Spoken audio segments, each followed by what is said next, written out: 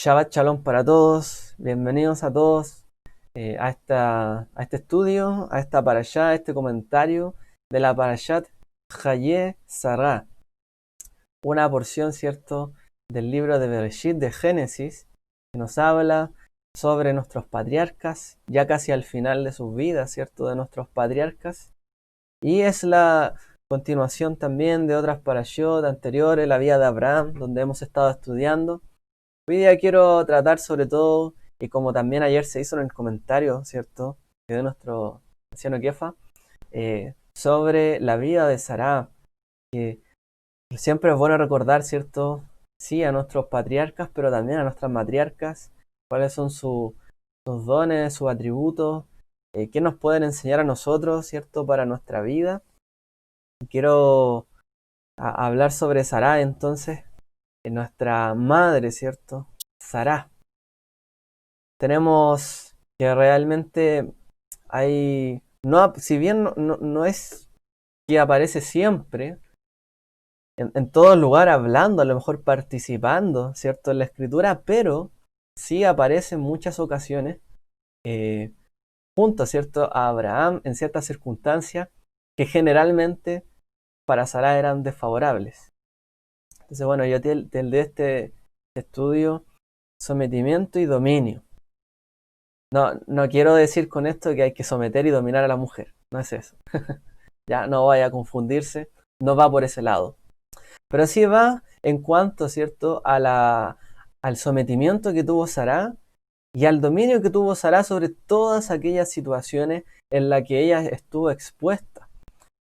Arrastrada también en parte por las decisiones de Abraham y también por todas las cosas que tuvo que pasar en su vida y en su peregrinaje junto a su esposo Abraham. Entonces, vamos a destacar esas cualidades realmente. Cómo Sará fue una mujer que acompañó siempre a su esposo en todas las cosas, ¿cierto? Obviamente entendiendo que su sociedad era un poco diferente a la nuestra, en las relaciones que tenía, pero aún así ella brilló. Aun cuando algunos pueden pensar que en un modelo de sociedad, a lo mejor donde el hombre sea el que brilla en todo, la mujer queda opacada, aún así Sará brilló en su época, nuestra matriarca, fue realmente un ejemplo a seguir hasta el día de hoy, en cómo acompañó a su marido, a su esposo, en la promesa que el Eterno les dio, cómo ella también se apropió de esa promesa y tuvo el ojo, ¿cierto?, para saber sobre quién iba a recaer realmente, y también cómo ella logró dominar, como les mencionaba antes, todas esas situaciones a las que se vio expuesta, y a las que muchas veces la mujer se ve expuesta, situaciones difíciles donde tiene que luchar y salir adelante. Así que vamos a destacar estos valores, eh, entre otros, ¿cierto? Porque hay otros más, no son los únicos.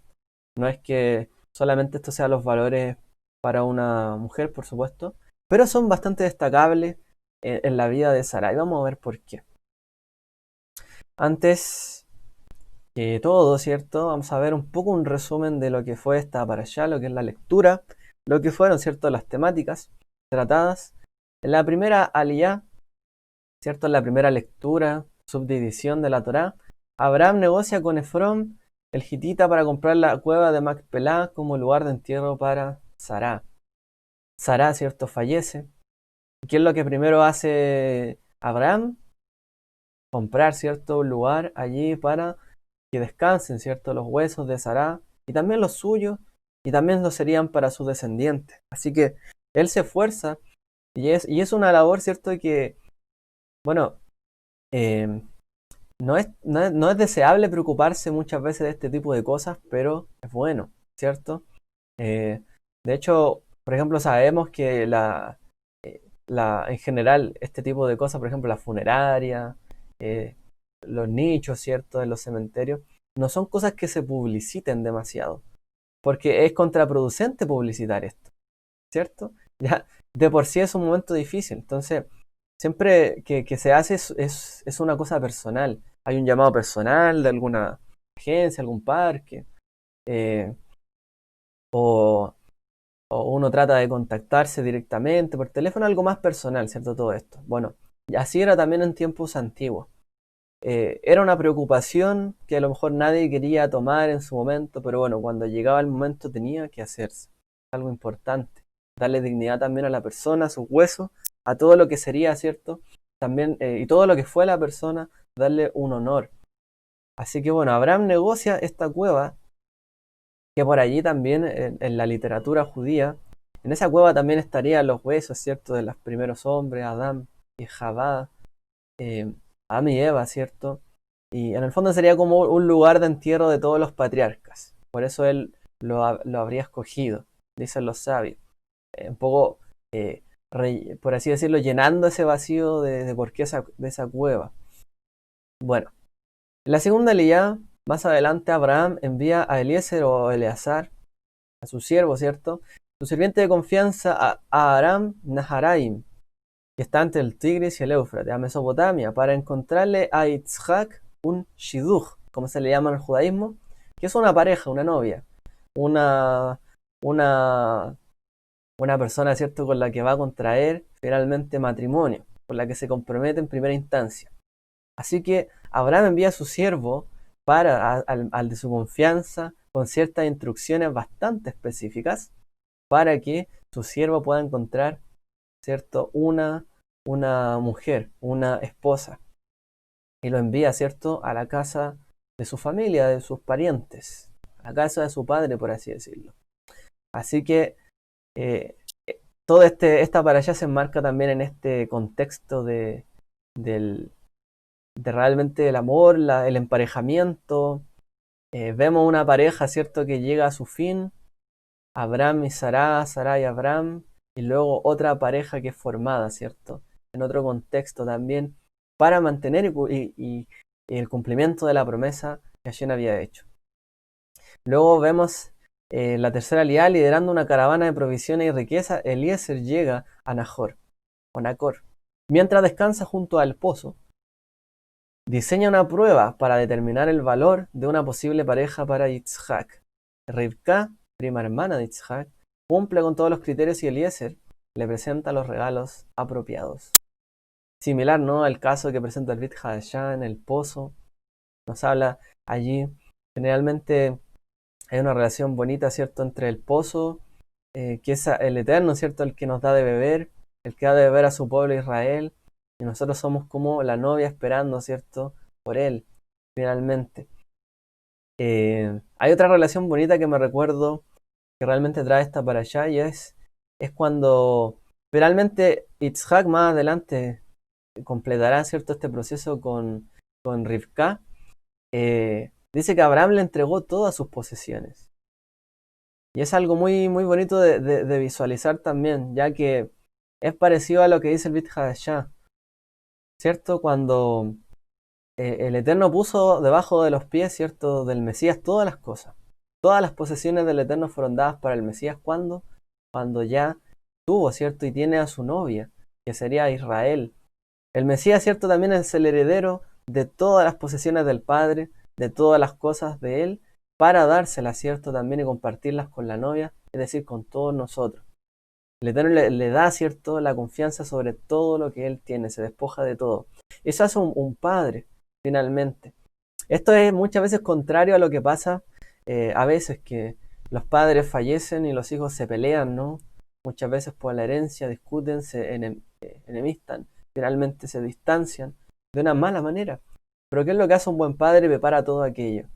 Prepara, ¿cierto? Y sabe que un día partirá y deja sus cosas, ¿cierto?, a sus descendientes. Y en este caso Abraham le deja la mayor cantidad de sus posesiones al que habría de ser su heredero, el heredero de la promesa. Y le confiere todo lo que él era. Por eso es importante que él buscara también una mujer que fuera también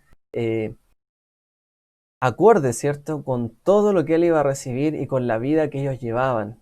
Y eso es lo que encuentra, ¿cierto?, en Rivka, a través de esta prueba en el pozo, donde Rivka, ¿cierto?, denota cuáles eran sus atributos, el Gesed, ¿cierto?, que hemos hablado ya en otras oportunidades, como ella, el corazón generoso, bondadoso, no egoísta, ¿cierto?, dado también hacia los demás, que no tomaba decisiones precipitadas, sino que consultaba con la familia, sino que estuvo dispuesta también a seguir el camino que Dios le mostraba, desprendida en todo sentido y muy abierta hacia los demás, como en la casa de Abraham. La mujer, ¿cierto?, que necesitaba, por así decirlo, Yitzhak. Eleazar es invitado a la casa de Betuel en la cuarta liyá, que era el padre de Rivka, y le cuenta toda la historia de su misión y su encuentro con Rivka, todas las señales, lo que pidió, lo que se cumplió, todo lo que vio. Eliezer pide su mano en matrimonio, ¿cierto?, con Yitzhak. Y Betuel y Labán, que era hermano de Rivka, están de acuerdo al contarle, ¿cierto?, a Eliezer todas las cosas que habían pasado en ese momento. En la quinta liyá, Rivka expresa su deseo de partir inmediatamente. Está dispuesta, ¿cierto?, a hacer la voluntad del Eterno, el camino que Él le depare en ese momento. Estaba preparada y lista. No tuvo dudas.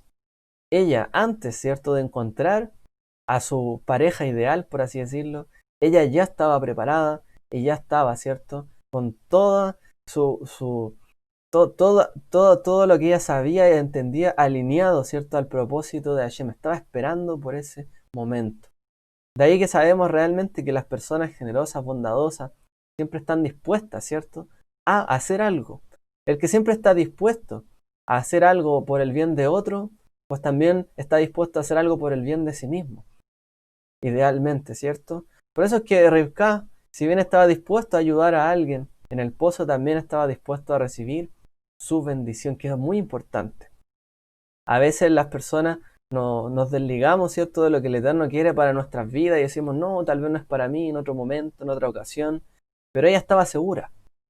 Así como estaba presta a ayudar a otros, estaba presta también a recibir de parte de Hashem en su voluntad. Luego, ¿cierto?, en la sexta y séptima aliyá, se nos dice que Abraham se casa finalmente con Keturá. Bueno, anteriormente Yitzhak se casa, ¿cierto? Son pareja formalmente con Rivka. Y luego Abraham, en su vejez, ¿cierto?, se casa con Keturá, que algunos sabios dicen que era la misma Agar. Y tiene 6 hijos más. Abraham muere a la edad de 175 años. Sus 2 hijos, Yitzhak e Ismael, lo entierran en la cueva de Macpelá. Ahí vemos también que Ismael vuelve, ¿cierto? Aparentemente hay un reencuentro. Ya hay un perdón de por medio, realmente. Detrás de todo, ¿cierto? Hay una honra también sobre el padre. Vemos también que Abraham vivió mucho tiempo, ¿cierto? Ya hay más descendientes todavía, hay más naciones que vienen de Abraham. Y los 12 hijos de Ismael son enlistados, son contados, ¿cierto? Ismael muere a los 137 años. Interesante. Este es en resumen, ¿cierto? Muy resumido lo que fue la parashá, la lectura de esta semana, que nos trae muchas lecciones en cuanto a los atributos, a las cosas cómo actúan nuestros padres. Como dice el Talmud, Masea Bot Siman Levanim, los hechos de los padres son señales para los hijos. Todo lo que hacen los padres son una señal para lo que los hijos aprenden, ¿cierto? Y lo que los hijos saben que tienen que hacer. O incluso, aunque sea para mal, algún gesto. Por ahí nosotros decimos tal palo, tal astilla. Bueno, realmente porque todo lo que hacen los padres es una señal para los hijos. Por eso es importante construir un matrimonio sano, construir una pareja que realmente en los lazos, ¿cierto?, del amor, la responsabilidad, la quietud, la tranquilidad, que puedan darle estabilidad a los hijos para que ellos también más adelante puedan construir su familia estable, mantenerse en el camino y no estar de un lado o de un lugar para el otro.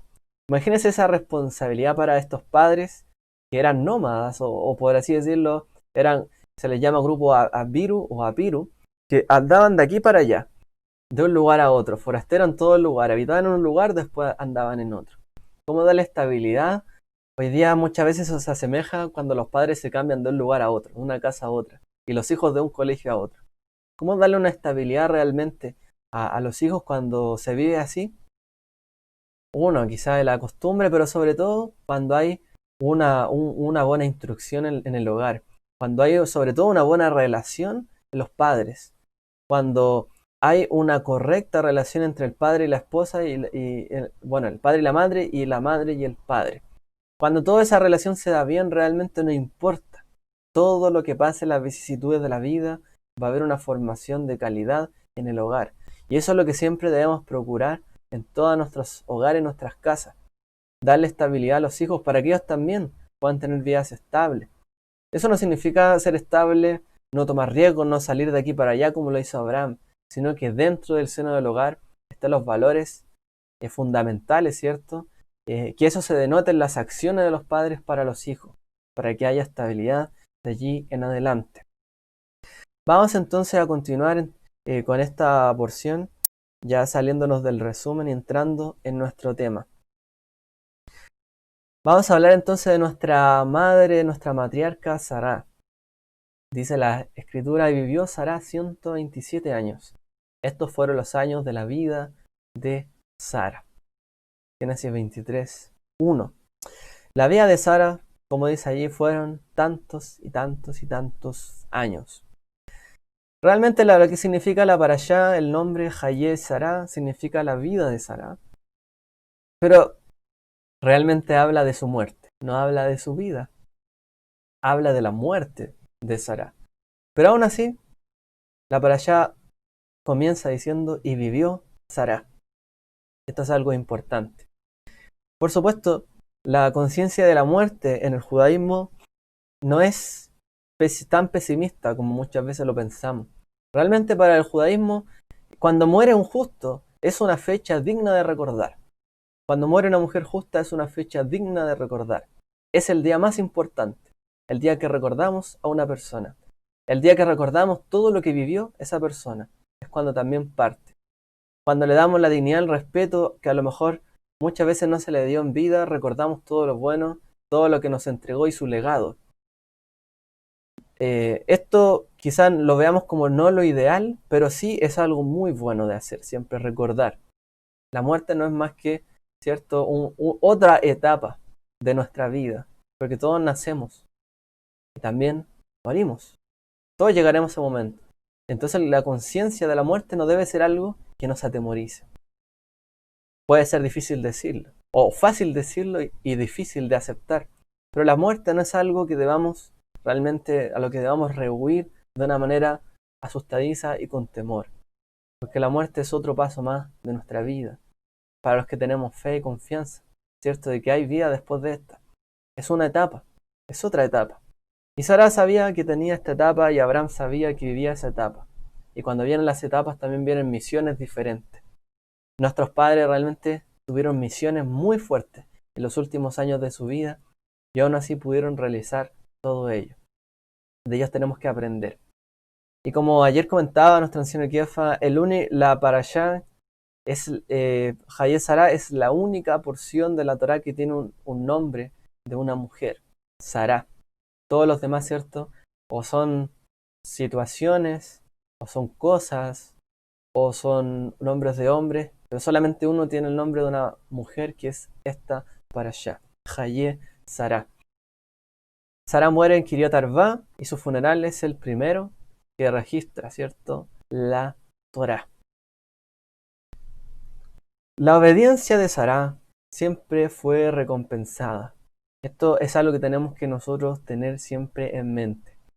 ¿Cierto? En lugar de que la Torá nos diga y Sara vivió 127 años, como aquí aparece. De hecho, la Torá realmente dice y vivió Sara 100 años y 20 años y 7 años. Lo hace de forma construida. Vivió 100 años, 20 años y 7 años. Hay un dicho muy interesante que dice Rashi, un comentario que hace. Él dice, ¿por qué la Torá dice que tuvo 100 años, 20 años y 7 años? Porque Sará a los 100 años era tan hermosa como una mujer de 20 años. Y a los 20 años Sará era tan inocente y tan pura como una niña de 7 años.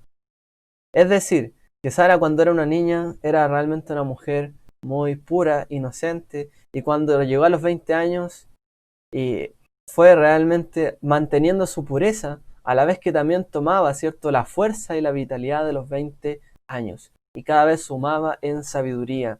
Y cuando ya cumplió 100 años en adelante, que fue su última etapa, ¿cierto?, en adelante, bueno, desde los 90 en particular, desde la promesa en adelante, ella realmente, ¿qué es lo que tiene? Mucha sabiduría. Entonces Sará realmente cada etapa la aprendió bien y vivió esa etapa y la fue acumulando. Al final de sus días seguía siendo una mujer hermosa, una mujer pura e inocente y una mujer muy sabia. Y de ellas tenemos que aprender realmente esas virtudes que tuvo Sará, que nos da para inferir, ¿cierto?, la Torá. Así que todos realmente tenemos que aprender de ella. En la parashá anterior terminábamos diciendo, ¿cierto? Perdón, leyendo el sacrificio de Itzhak, ese momento difícil donde iba a ser muerto, ¿cierto? Itzhak. Entonces algunos dicen que Sará murió de toda esa preocupación. Sará, después de todo ese episodio, no aparece más. Entonces, ¿qué es lo que dice la tradición? Realmente ella, al enterarse de todo ello, no pudo aguantar más en su aflicción. Ahora, si fue así o no, no tenemos la total seguridad. Pero sí desaparece después de ese episodio. Fue la última gran prueba que también vive ella. Ahora, ¿qué es lo que pasaba por su mente? ¿Sabía ella con qué propósito partió Abraham? No lo sabemos. ¿Sabía ella lo que iban a hacer? No lo sabemos. ¿El Eterno le habrá mostrado lo que iba a pasar? No lo sabemos realmente. Pero lo que sí sabemos es que el Brit Hadashah nos dice sobre este episodio que que Sará fue obediente. Y Sará cumplió con todo en la obediencia que se esperaba, ¿cierto? Que Hashem esperaba de ella. Dice Primera de Pedro 3:5 al 6 dice: porque así también se adornaban en otro tiempo las santas mujeres que esperaban en Dios, estando sujetas a sus maridos. Así obedeció Sará a Abraham, llamándolo Señor, y vosotras habéis llegado a ser hijas de ella. Por ahí se preguntaba, ¿no? Si somos hijos de Abraham, en la fe, ¿quién es nuestra madre espiritual? Bueno, somos hijos e hijas, ¿cierto? También de Sará. Si hacéis el bien y no estáis amedrentadas por ningún temor. Y esto es lo que nos dice Pedro, Kefa, ¿cierto? Shimón Kefa. Que para ser hijas de Sará, tenemos que realmente ser hijas o hijos de Sará. Tenemos que finalmente seguir siempre el bien, siempre hacer el bien. No importa lo que haya sucediendo alrededor, tenemos que hacer el bien. No importa la circunstancia difícil como los que vivió Sará, hacer el bien y no estar amedrentados por ningún temor.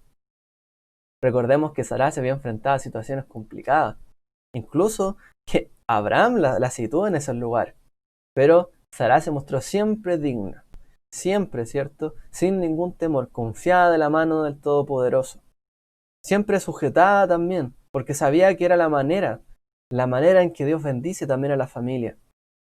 Esto es importante porque hay un rol, ¿cierto? No es que vamos a hablar de esto, pero siempre hay un rol en el matrimonio. Y para que fluya la bendición de Dios tiene que haber un canal, ¿cierto? Hay un rol que le dio al hombre, ¿cierto? Hashem, ese rol bendice al hogar cuando hay sujeción también del hogar, ¿cierto? En cuanto a esa palabra y a esa bendición. Así como Abraham recibió una palabra, Sara también se sujetó a Abraham a esa palabra. Por lo tanto, se sujetó a Dios en última instancia. Cuando todos nos sujetamos, cuando los hijos se sujetan a los padres, a lo que les dicen, ahí finalmente la bendición fluye. Su promesa termina por cumplirse. Por eso era importante en la Torá mencionar que los hijos obedecían a sus padres y que las esposas también hacían, ¿cierto?, lo que sus maridos les planteaban como modelo de vida. Y que los hombres también se sujetaban a Dios. Porque finalmente Dios es el que tiene la responsabilidad de dar cuenta de su hogar, del hogar de la familia. Por supuesto, cuando hay un hogar que es guiado, ¿cierto?, por la cabeza de un hombre. Si hay una mujer, también recae sobre ella. Dependiendo de los casos, ¿cierto?, la Torá nos habla de cuando la mujer está libre de esto. Cuando la mujer está en casa de su padre, responsabilidad de sus padres. Cuando está con su esposo, responsabilidad del esposo. Entonces el hombre siempre tiene una responsabilidad sobre la familia. Y esto siempre va a ser así. Aun cuando hoy día se trate de ver familias un poco diferentes o totalmente igualitarias, sabemos que somos diferentes. Y como somos diferentes, todo lo que es diferente cumple roles diferentes y misiones diferentes. Puede haber un complemento, pero cuando hay algo diferente a otra cosa es porque sirve mucho más en otra cosa. Entonces ahí tiene que haber un complemento y la unidad familiar, la sujeción, la obediencia, finalmente trae la bendición. Por supuesto, todo esto es un modelo totalmente ideal. No siempre funciona así en todo lugar.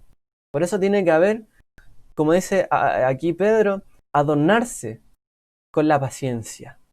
La mujer adornarse también muchas veces con sujeción. Muchas veces la mujer tiene o sabe mucha más que el hombre a lo mejor. Y tiene una idea más clara que el hombre. En muchas cosas, quizás. Por eso también el Eterno le dijo, escucha a Sara tu mujer. Muchas veces el hombre tiene dudas, pero la mujer no tiene dudas. Muchas veces la mujer ve muchas más cosas que el hombre. Pero aún así, la mujer que da honra y respeto también a su marido, también tiene ganancia. Aun cuando tenga mucho la razón, el hecho de respetar y honrar siempre a su esposo también trae ganancia. Porque hace que también el corazón, duro muchas veces del marido, pueda también abrirse, ¿cierto?, a las posibilidades. Ya que nosotros solemos pensar de una manera mucho más calculada, fría, que la mujer, que es más espiritual, más da a entender las situaciones más allá de la situación, las emociones, lo que hay detrás.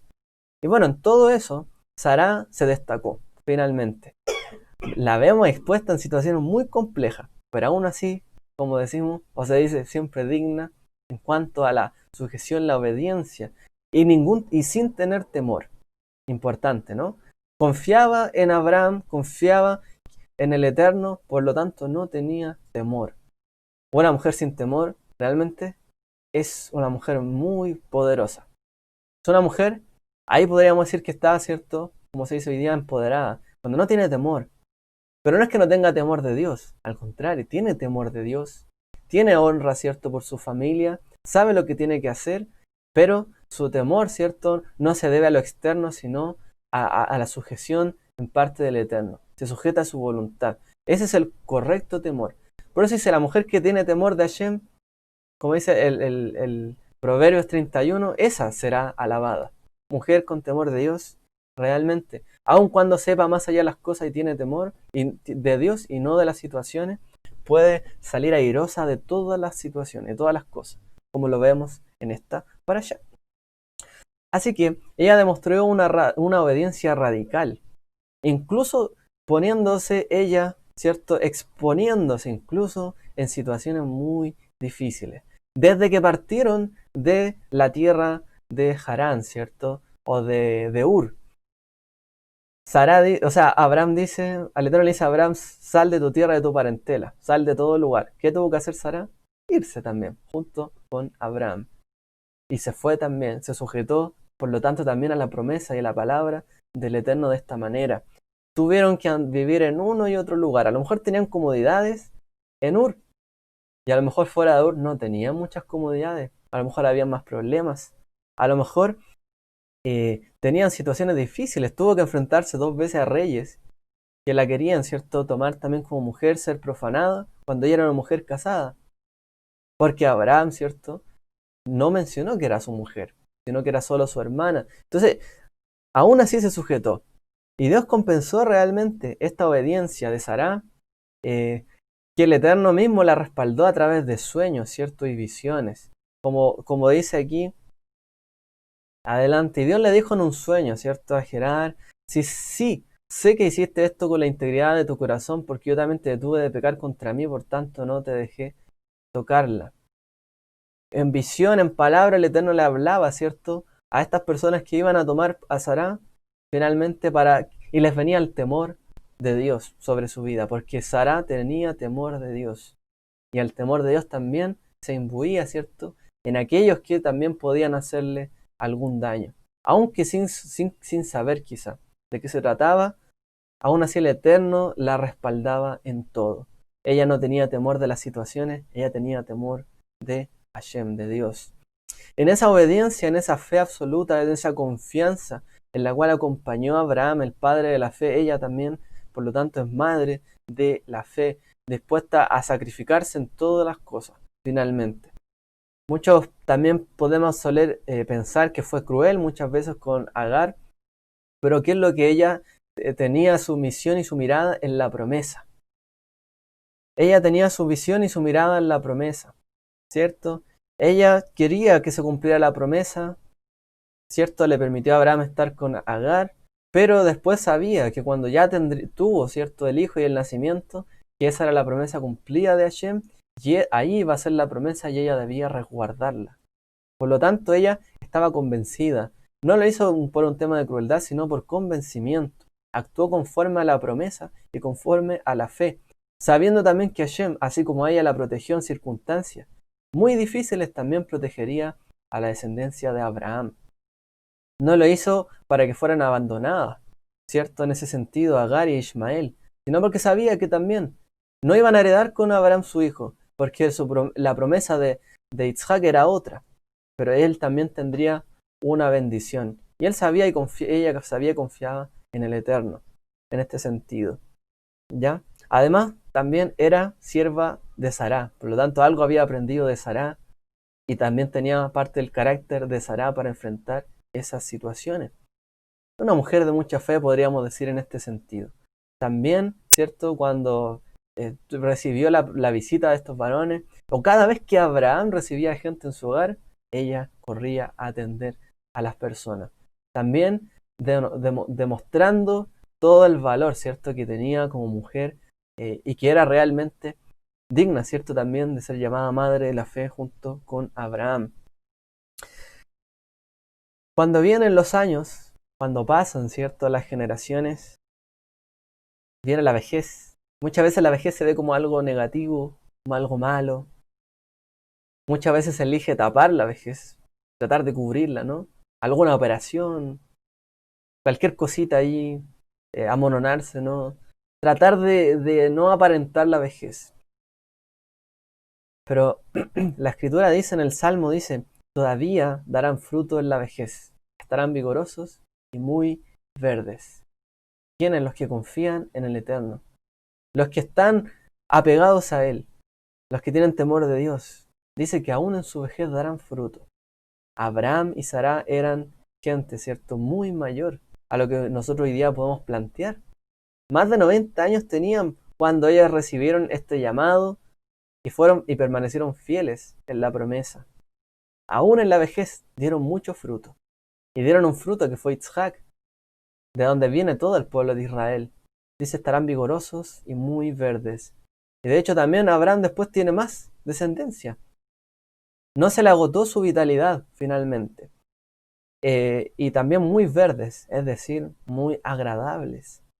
Es como que no pasara el tiempo, no se ponen amarillos. No es como el pasto que se seca. No, se ponen cada vez más verdes porque la sabiduría adorna también la vejez.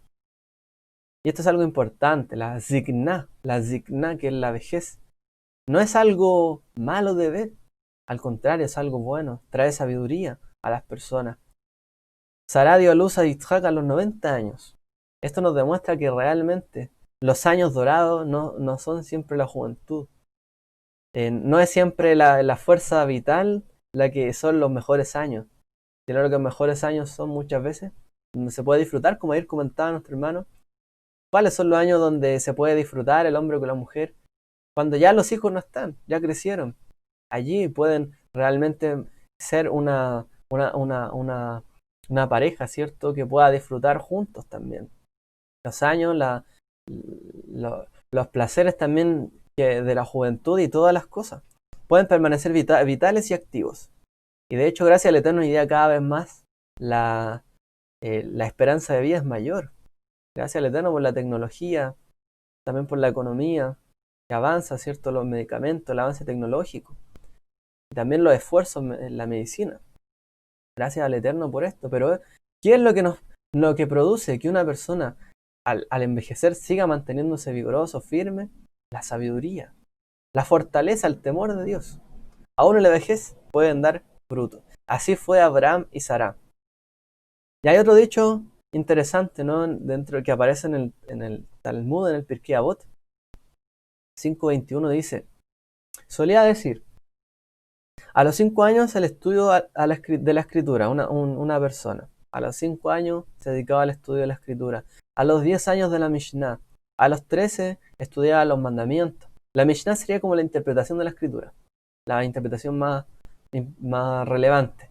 A los 13 el estudio de los mandamientos, a los 15 el estudio del Talmud, la discusión de la escritura. A los 18, o la quemará en realidad dice ahí. A los 18 el palio nupcial, ya está listo para casarse. A los 20 para perseguir sustento. A los 30 el pleno vigor de la fuerza. A los 40 para la sabiduría. A los 50 para la capacidad para dar consejos. A los 60 para la zikná, la vejez. Que la vejez ya en sí es una virtud. En el judaísmo la vejez es una virtud, no es solo una etapa. Es una virtud dentro de esa etapa, cuando llegan los años también. La vejez trae de por sí sabiduría, consejo, pero también le da esa autoridad a la persona. ¿Ya? A los 70 también la plenitud, la seivá, como decimos en el Salmo también. Estarán sabios y verdes, la plenitud. Perdón, estarán vigorosos y verdes, la seivá de los años. A los 80 la edad de la fortaleza. Dice que viene una fortaleza eh, inusual, como un segundo aire, por así decirlo, a los 80 años. Tiene vigor, tiene fortaleza. Le viene por así decirlo, una fortaleza interna en su ser que le permite ver mucho más allá. A los 90 el cuerpo ya está encorvado. También es una virtud, ¿en qué sentido? No es que ya a lo mejor no se puede parar bien, sino que ya está un poco más despegado de este mundo. Se inclina, ¿cierto?, en humildad, sabe y depara también, sabe lo que le viene hacia adelante. A los 100 años, lo siento, a los 100 años tan pronto como muerto, como fuera completamente del mundo. Ya a los 100 años está, ¿cierto?, más despegado de la tierra que anclado, ¿cierto?, a este mundo. Así declaran los sabios, ¿cierto?, un poco los años, las edades, las virtudes que tiene cada etapa. Realmente. Estas etapas son lo que demarcan, ¿cierto? Muchas veces nos dan una idea de lo que son los años. Son virtudes, la vejez es una virtud. No es algo malo, negativo. No es algo que uno diga, no, mejor dejemos a estas personas a un lado. No, tienen mucho que entregar. Esa sabiduría, esa experiencia que ellos tienen, que no tienen los demás, que ya saben el camino, ya vienen de vuelta, ¿cierto? Muchas veces no es atendida, pero debe ser atendida. De hecho, todavía están capacitados de liderar y de guiar. Tienen fortaleza todavía a los 80 años. Fíjese por qué decimos esto. Dice en la escritura, un caso interesante. Caleb, ahora aquí estoy hoy. 85 años tenía Caleb. Todavía estoy tan fuerte como el día en que Moisés me envió. Como era entonces mi fuerza. Ahora es mi fuerza para la guerra, tanto para salir como para entrar. Ahora pues dame este monte del que habló el Señor en aquel día. Caleb, ¿cierto? Tenía 85 años y dice, yo todavía estoy tan fuerte como el día en que Moshe me envió. Todavía puedo conquistar la tierra. Todavía tengo fortaleza para conquistar. Porque realmente una persona que puede controlarse y dominarse a sí mismo puede conquistar mucho, ¿cierto? Como dice el proverbio, más vale una persona que conquista sus pasiones, sus deseos, que alguien que conquista una ciudad. Lo reafirman, ¿cierto?, los sabios, realmente. Vale mucho más quien puede conquistarse a sí mismo sus instintos que cualquier cosa material. Y la persona ya a sus años puede controlarse también sus atributos, lo que tiene para entregar y lo que él es. Tiene ya dominio de sí mismo. Ese dominio le permite conquistar y seguir avanzando y tomando fruto. Y esto es importante. Y esto es lo que Hashem igual quiere que vivan, ¿cierto? Cada uno y cada uno en la vejez plenamente, con fortaleza en su vida. La escritura dice, cuando comienza esta para allá, dice, Vaihiu Hayed Sarah Mea Shana, Ve'esrim Shana, Ve'sheva Shanim, Shnei Hayed Sarah. Dice, y vivió y fue la vida de Sarah 100 años y 20 años y 7 años, los años de la vida de Sarah. Literalmente. Es interesante porque la primera palabra que comienza esta parasha es Vaihiu. Vaihiu tiene un valor numérico en gematría de 37. Si uno suma cada una de sus letras, la Vav, la Yod, la G, la Yod y la Vav. Esto nos suman 37.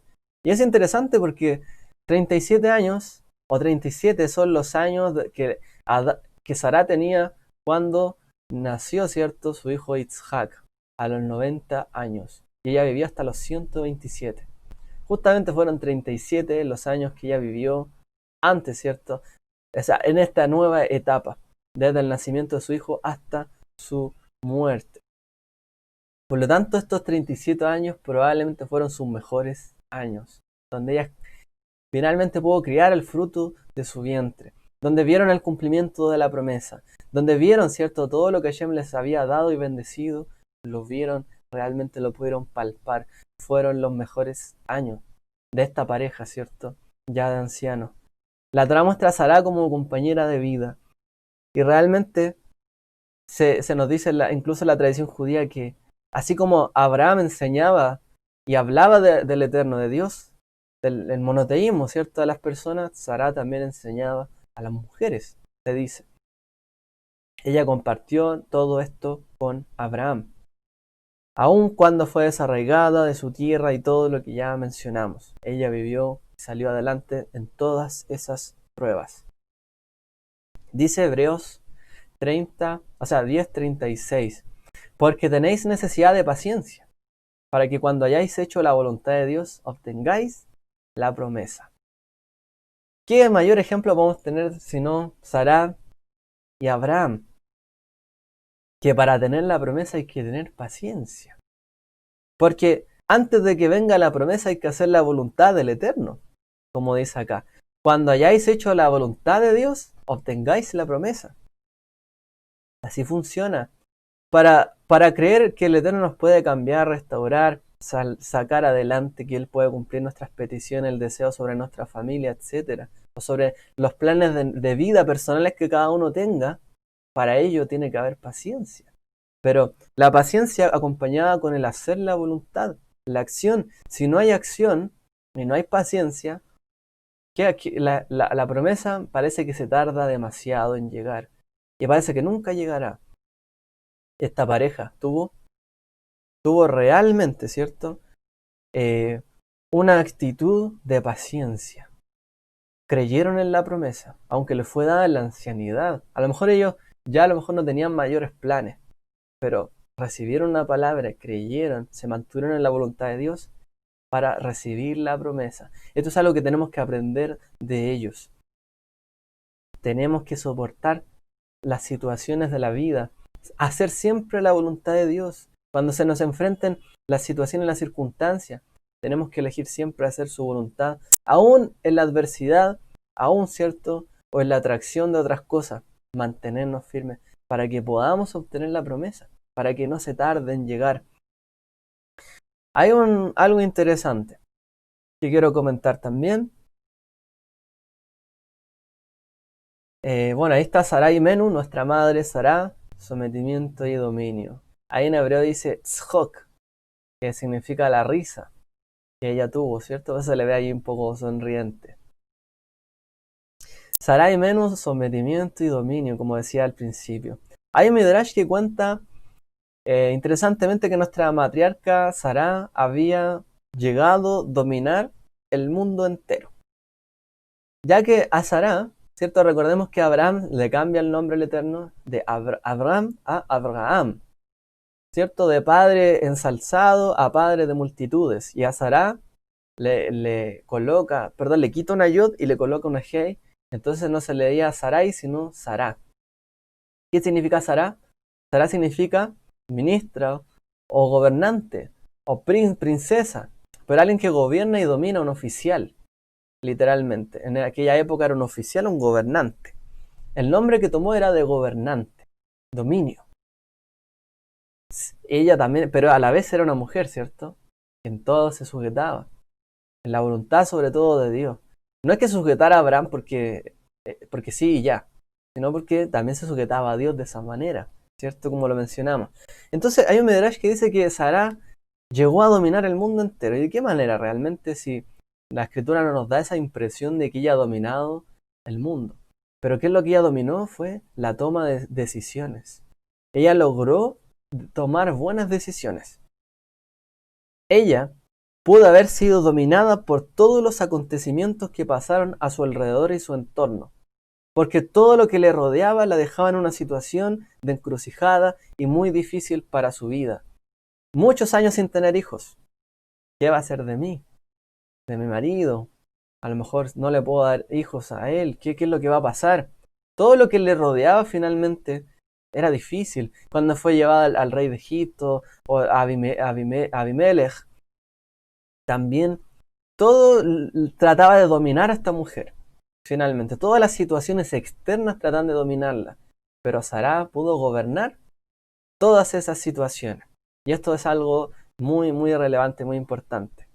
Por eso dicen los sabios que Sará gobernó el mundo entero.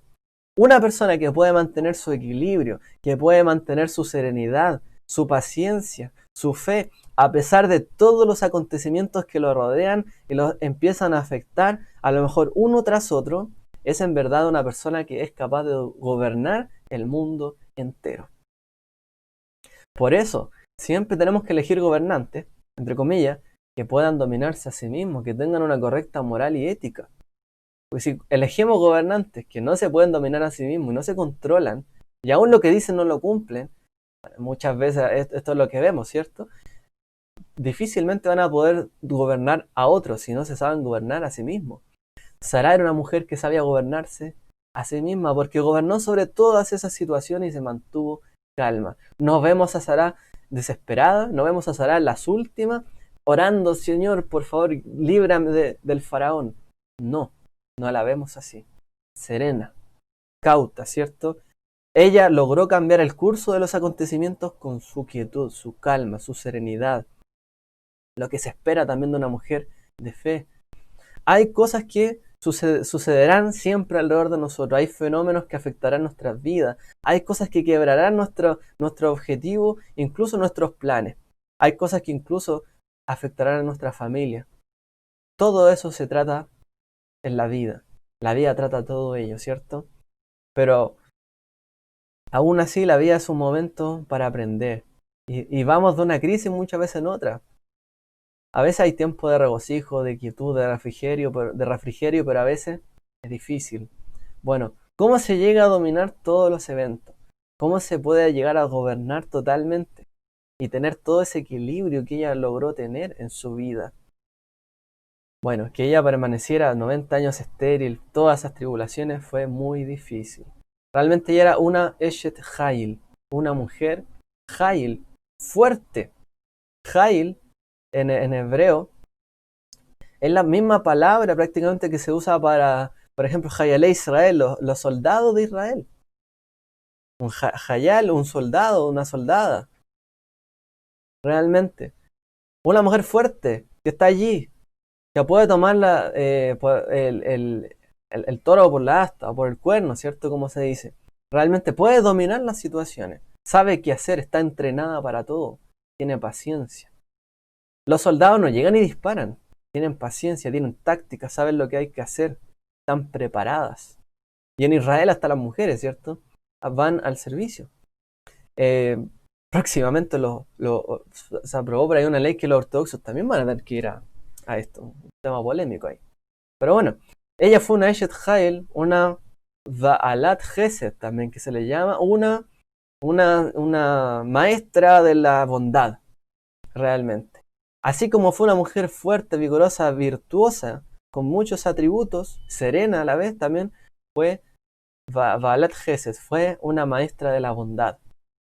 Fue una maestra, ¿cierto?, de la generosidad y de soportar y del equilibrio en todas las situaciones. Hay otra cosa interesante aquí que la escritura nos trae, y es cuando el número que vive Sará. Sará vivió 127 años. Y ahí vemos al lado, ¿cierto? En la imagen está Abraham, Sará, su hijo, ¿cierto? Isaac. Y por el otro lado vemos a Esther. Es interesante porque, ¿qué es lo que nos dice por allí la escritura? Que Sará vivió hasta los 127 años. ¿Y qué se dice de Esther? que fue la princesa, ¿cierto? Se llegó a convertir en la esposa del rey que gobernaba sobre 127 provincias. Interesante, ¿no? Este número. Este número solo aparece 2 veces en la escritura, y las 2 veces que aparece está relacionado con 2 mujeres, Sará y Esther. Entonces este simbolizo, el Midrash nos dice que realmente Esther, que era descendiente, ¿cierto? Nieta, tatranieta y toda descendencia de Sará, también, así como Sará vivió 127 años, Esther vivió como descendiente de Sará, como mujer también paciente. También vivió para gobernar 127 provincias. ¿Y dónde tomamos esto realmente? Porque Esther también vivió muchas pruebas y tribulaciones. Esther tuvo una vida que pudo haber sido influenciada. A lo mejor ella se tuvo que sujetar también a las circunstancias, pero ella confió. Así como Yosef lo hizo. Que todas esas situaciones la llevarían ¿a qué? A que trajera salvación. A que hubiese un propósito detrás de. Y se mantuvo firme en su cometido, firme en su misión, en todo lo que se le había encomendado.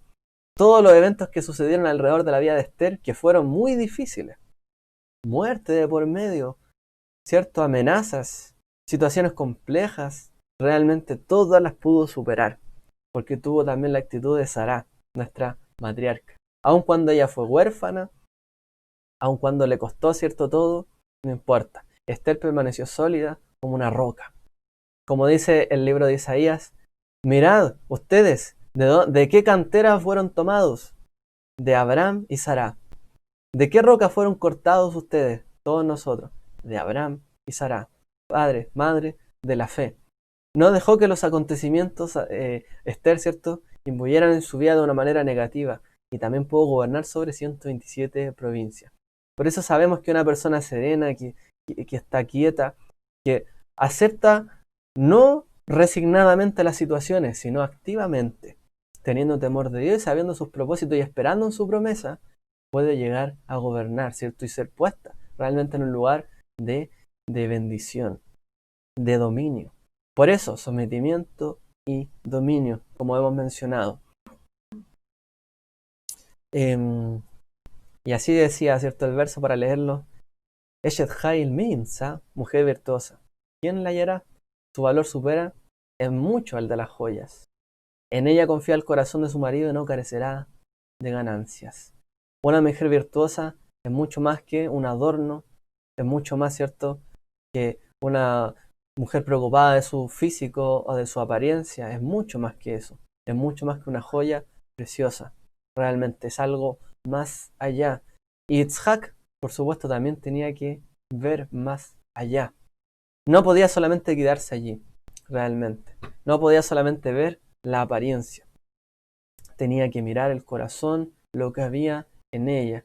¿Cuál era el ejemplo que tenía Itzhak? Su madre, Sará. Por eso ahí se la llevó a la tienda, ¿cierto?, de Sará. Porque realmente, ¿cuál era la imagen que él tenía de una mujer correcta, generosa, bondadosa? Era Sará. Y encontró estos atributos también en, ¿cierto?, en Rivka.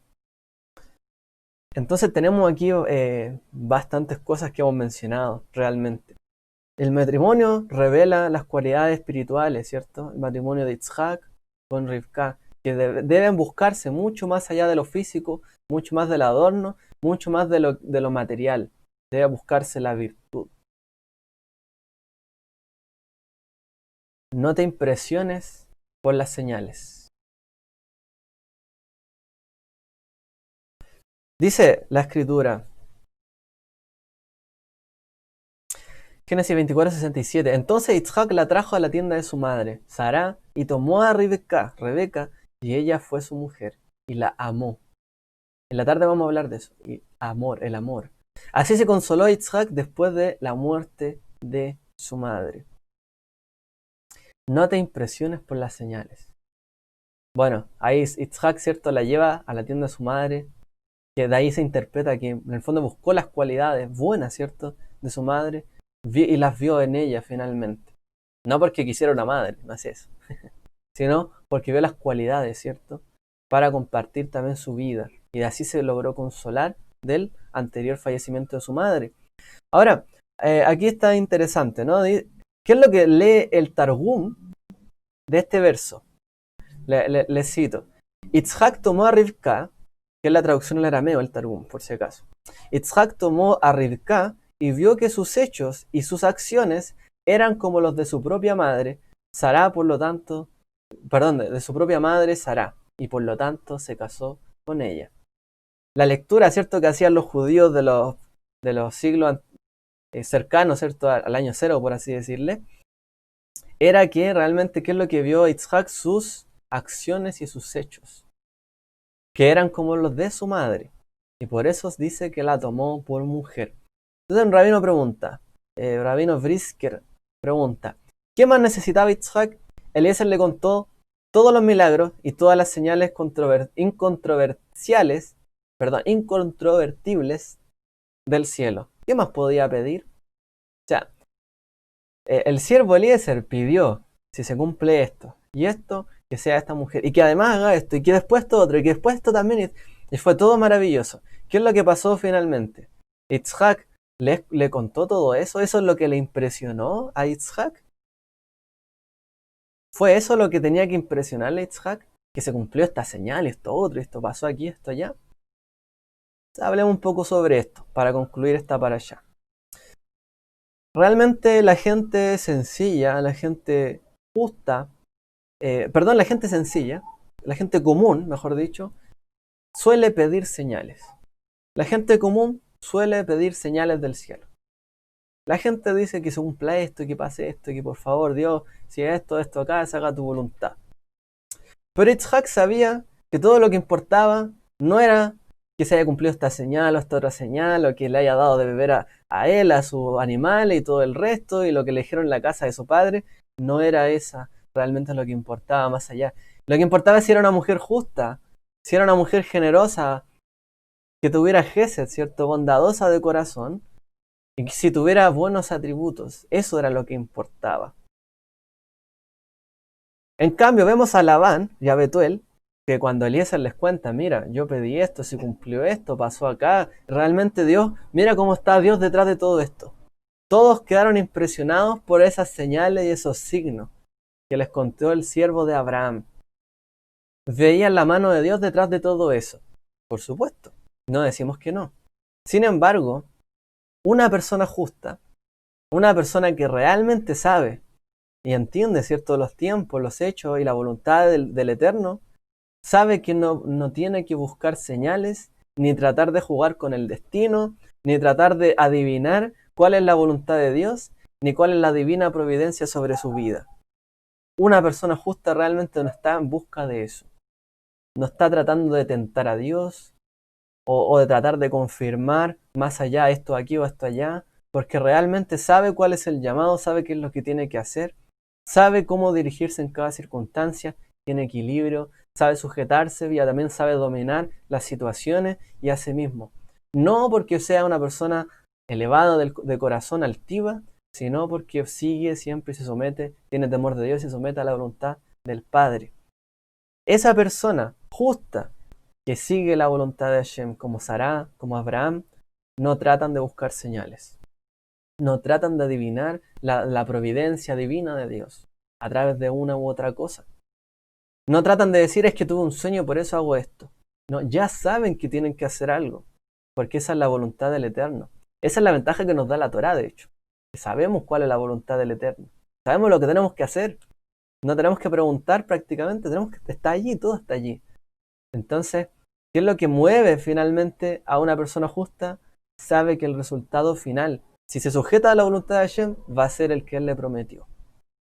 No importa que haya una señal, una antiseñal, que a lo mejor venga un viento diferente, a lo mejor algo lo guía por otro camino, no. Sabe que el resultado final es lo que se le prometió. Y en eso se confía y en eso se mantiene. Por eso sabe lo que tiene que escoger y sabe lo que tiene que tomar y lo que desechar. Eso es una persona justa. Entonces todo lo que es una señal realmente es algo nada. Por eso nos dicen los sabios, no busquen las señales. No tientes a la providencia divina. No busques milagros. No busques el estándar, ¿cierto? Finalmente de cómo guiarnos. Porque el verdadero estándar de una persona justa es sus acciones, su bondad, su su meticulosidad, ¿cierto?, en la obediencia a la voluntad de Hashem y su honestidad y su justicia. Eso es lo que caracteriza a una persona, a una mujer, a un hombre justos, finalmente. Las acciones, la bondad, el dar a otro, ¿cierto?, la honestidad, la verdad, la fe, la emuná, es lo que caracteriza a una persona, no el buscar señales. Por eso a Yeshua, se recuerdan, le preguntaban, le decían, danos una señal. No les daré ninguna señal, decía. A todos ustedes, generación perversa. Piden señal. Bueno, yo les voy a dar una señal, la de Nínive. Finalmente les dice. Entonces no busquemos señales. Si sabemos cuál es la voluntad de Hashem, ¿por qué tentamos? No, es que si pasa esto lo voy a hacer. Sigamos la voluntad de Hashem. Como lo hizo Yitzhak, confió en ello. Como lo hizo Rivka. ¿Qué hizo Rivka? Pasaba una situación y no es porque ella haya escuchado, es que si hago esto va a pasar esto. No, lo hizo porque era generosa, era justa. Por eso atendió a los camellos, al siervo, a todo. Por eso lo recibió en su casa. Y por eso estuvo dispuesta a seguir la voluntad de Dios en ese camino, porque supo en ese momento que Dios le había deparado ese camino y tenía plenitud de confianza. Rivka. Y por eso fue donde Yitzhak, finalmente. Vivimos en un mundo que no todo es milagro, no todo es respuesta ni señal, sino es acción. Tenemos que hacer las cosas en aras del cielo, en aras de Dios, con acción. No pedir siempre señales. A algunos les impresiona, pero no a alguien como Yitzhak. La persona justa no busca ni se impresiona por señales, sino que mira más allá del ojo y disfruta el resultado. Por eso, la persona que realmente vive el proceso, aunque sea difícil, tortuoso, a lo mejor hay momentos que todo está en contra de uno, las circunstancias, pero la persona que es justa, que no mira las señales, no importa que sea algo negativo por acá, por allá, pero sabe que tiene una promesa, una palabra, y sabe dónde tiene que mantenerse, va a disfrutar el resultado. Y de hecho siempre va a estar de la mano del Eterno y siempre va a estar contento, alegre. Siempre va a disfrutar porque sabe lo que está esperando en el fondo. Confía en la promesa. Así que bueno, amados, hasta aquí llego por lo menos en mi comentario. Realmente podamos aprender de Sará, que ahí comenta Sara Suárez, esta me para allá, dice.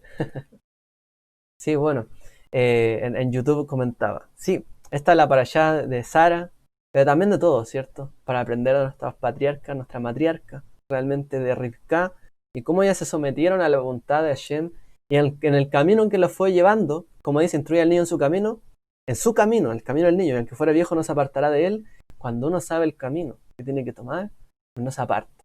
Ya sabe cuál es. No pide señal para saber, es la señalética, ¿dónde tengo que irme ahora? Ya sabe su camino. No espera una señalética para acá o para allá. Ya sabe cuál es. Por eso seamos justos, hagamos siempre el bien, la bondad, como nuestros matriarcas, nuestros patriarcas. Mantengámonos en el equilibrio y la serenidad. Sometámonos a la voluntad de Hashem, a la autoridad también, a la familia también, en la relación correcta. Y también podamos dominar a nosotros mismos, autogobernando. ¿Para qué? Para que podamos cumplir su voluntad a cabalidad en todo lo que Él nos ha llamado a hacer. Que el Eterno les bendiga a cada uno de ustedes. Shabbat Shalom.